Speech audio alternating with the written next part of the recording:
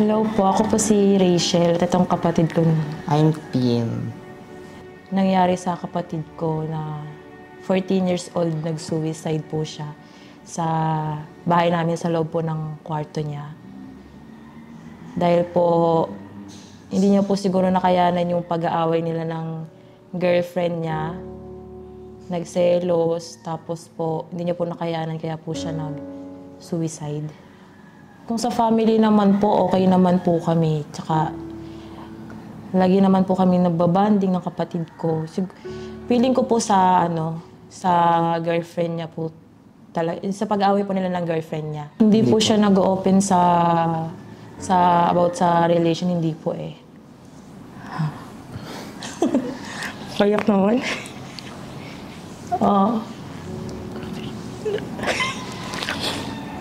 Na-miss ko na siya kasi ilang buwan ko na siya di nakikita.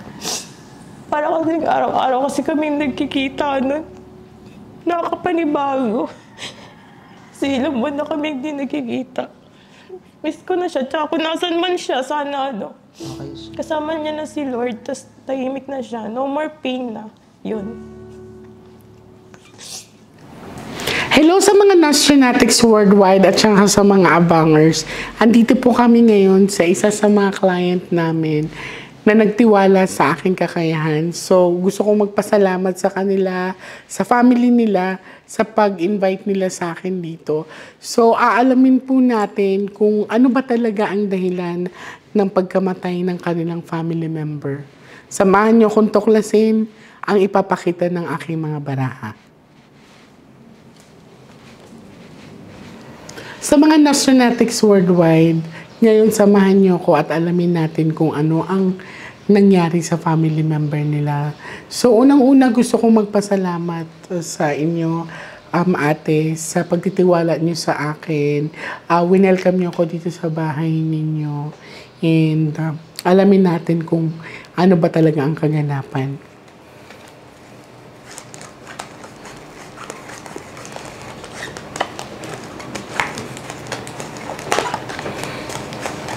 Ilang taon na yung kapatid niyo? 14 po. 14. 14 years old siya? Apo.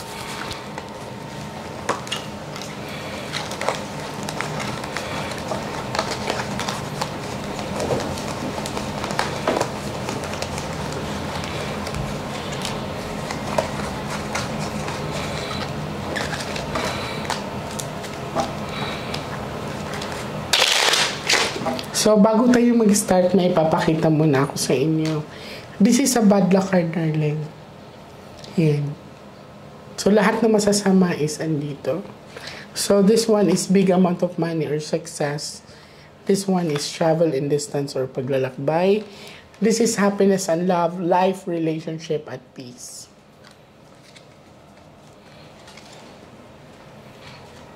So, focus ka lang ha.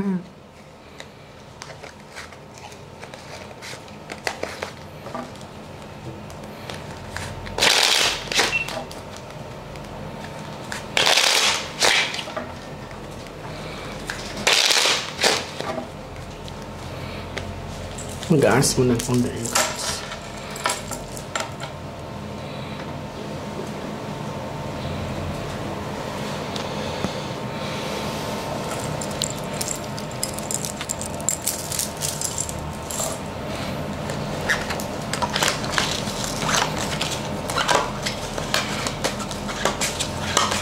Darling, I want you to focus.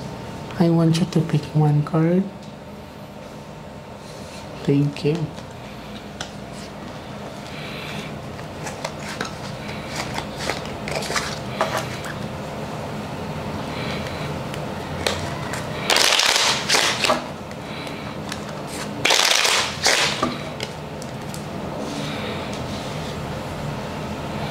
Cut the cards into 3.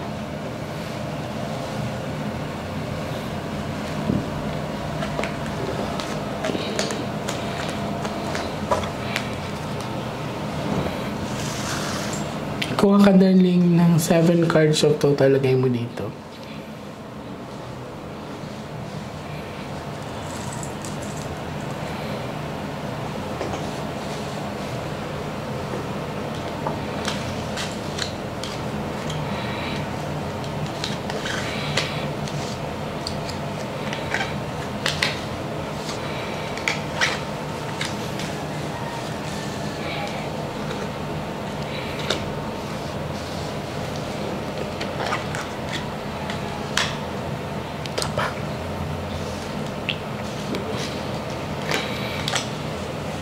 So, queen ang ginamit ko sa'yo, ha? And then, kung may jack dito, kapatid nyo na yan. So, this is you. Ikaw yan, ha? Flower. So, sa pinakita sa akin sa cards is flower, emotion. Ang flower kasi is very sensitive. Sila yung minomonitor natin. Sila yung dinidiligan natin, di ba? Sila yung chine-check natin everyday. So, kasi ang flower is sensitive. Tinamaan talaga ng anxiety yung kapatid niyo. Yan. Napakalungkot o tears. Hindi lang pala to isang beses umiiyak yung kapatid niyo. Sharp object. Ayan na siya. This is a sharp object. Pag may jack dyan siya na yan. So, sa pinakita sa akin, this is 7 of hook, sharp object. Ibig sabihin, is biglaan. Ibig sabihin, decision niya talaga. Naghanap din talaga siya ng, actually, naghanap siya ng kalinga. Kasi these are your parents. Malungkot siya. Ilang araw na pala niyan dinadamdam yan. May naririnig akong tugtog. Parang music na piniplay niya. Nung time na yun, hindi ba siya nagpa-sound? Wala ba siyang usual na pinapakinggan? Noong time po yan na yun, wala. Pero mahilig po talaga siya magpatugtog. May naririnig akong mga tugtog. Tingnan mo, puro itim yung baraha. So, sa pinakita sa akin, yung kapatid niya ay binalot ng kalungkutan. This is a sharp object talaga.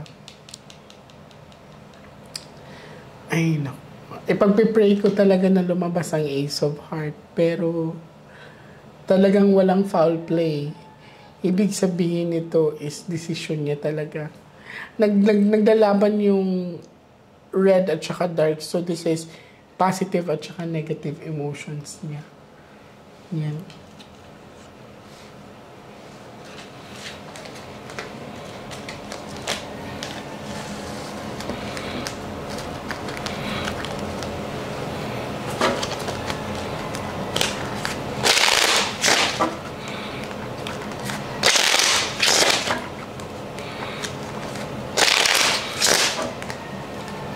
Cut the cards into 3. Kung sa tutuusin lang, wala siyang problema eh. Parang he can have what he wants. Komportableng pamumuhay. Pero yung kalungkutan ang hindi niya nakaya.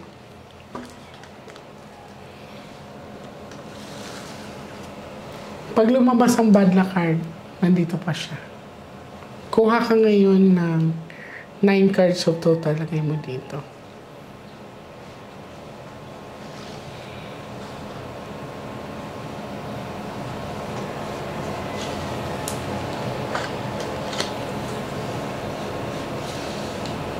May mga tugtog akong narinig sa kwarto na to.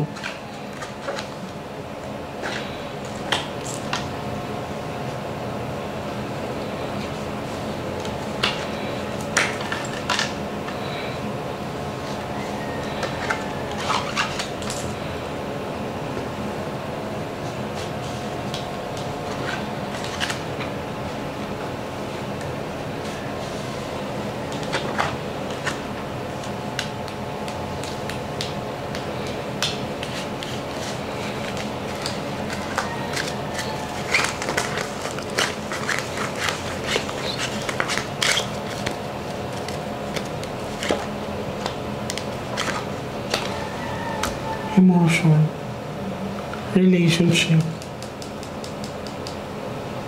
Dito talaga nangyari. 4 box of dark, 4 sides na dark. Kung mapapansin mo, kinain siya ng depression, anxiety, dahil sa emotion. Emotion. Dahil hindi family problem. It's not the family problem na inaano ng kapatid mo. Sa emotion niya. Relationship ang pinapakita ng baraha. Hindi yata nakaya. Kasi Heart 204 box, ilang beses na yata niya yung iniyakan. Wala ba silang pinag-awayan ng girlfriend niya? Nag-away po sila nung gabing yun. Yung gabi na yun. Opo. Sa pinakita kasi sa akin dito, hindi problema sa family. Wala akong issue na nakita na pinabayaan or to say, yung minamaltrato siya, no. This is about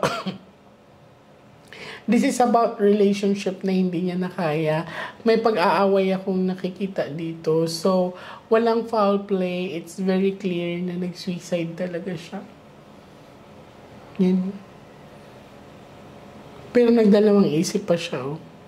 Actually, darling, kung babasahin mo yung cards 5-5-5-5, nag 50-50 pa siya. Kung talagang siguro kung nakatok niyo agad yun. Nakalak tong pinto. Opo. Dito pumasok yung kaibigan niya. Na, kasi dyan siya nagbigti, no? Opo. So, nung pumasok yung kaibigan niya, saka nabuksan yung pinto. Hindi, it's not the family problem. Wala din naman ako nakitang bisyo, wala. It's more about emotion na hindi niya na-carry over. Hindi niya na-overcome.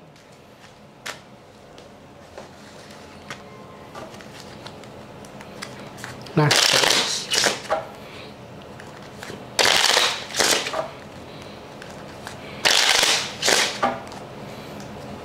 Cut the cards into 3.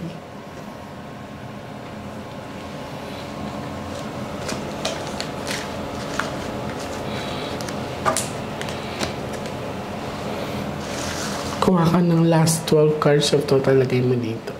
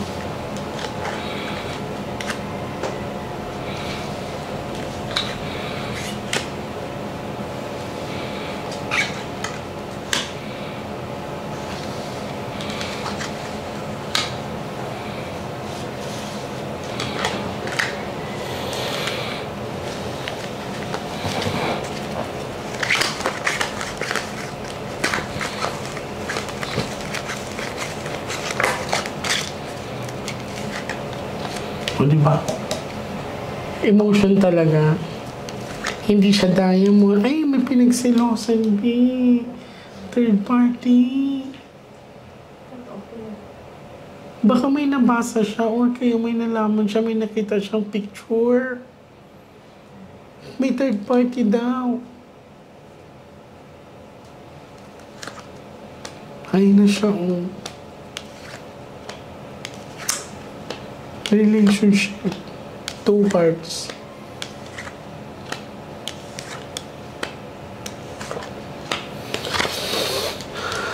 May pinagsalosan. Dito, sa mga kapanood nito,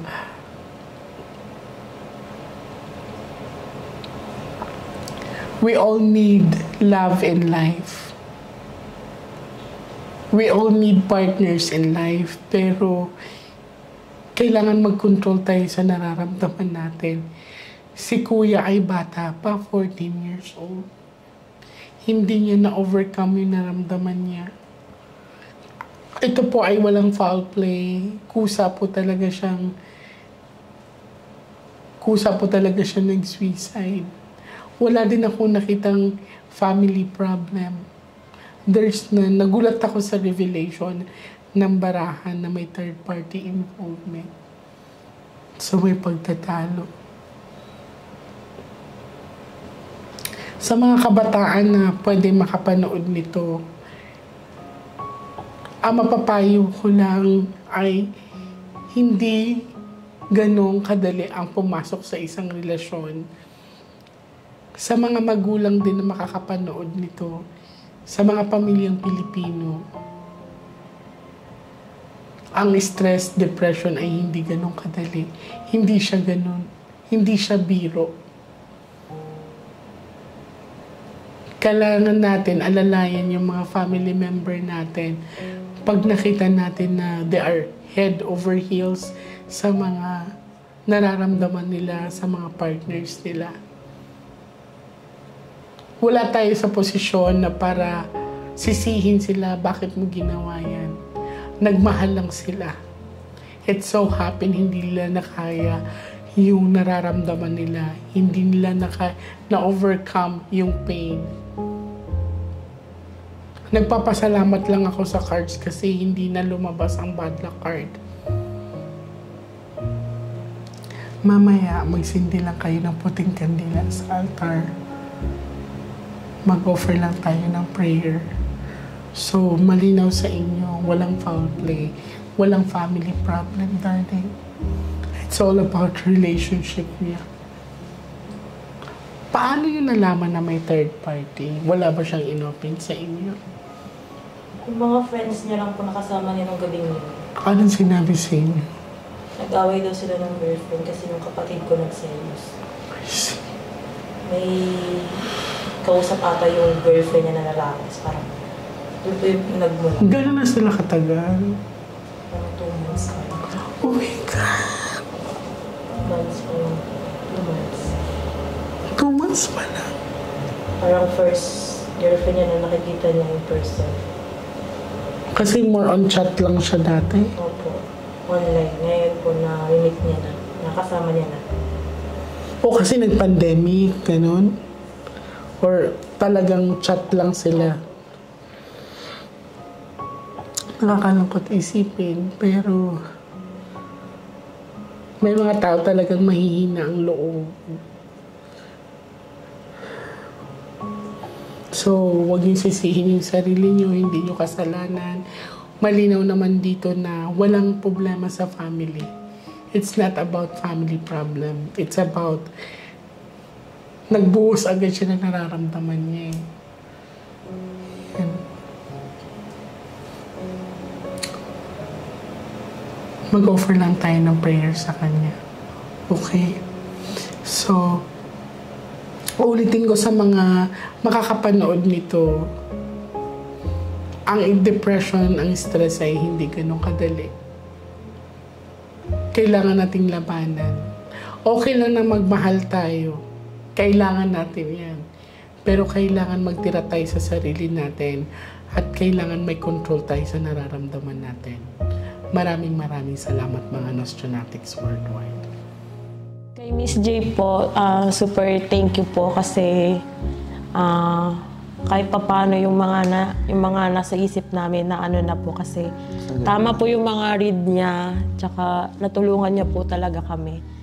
Tsaka nag-reach out po talaga siya sa amin yung mga team niya na balikan kami, natulungan po kami dun about sa kapatid ko po. Maraming salamat po kay Miss J tsaka po sa team niya po. Thank you. Thank you.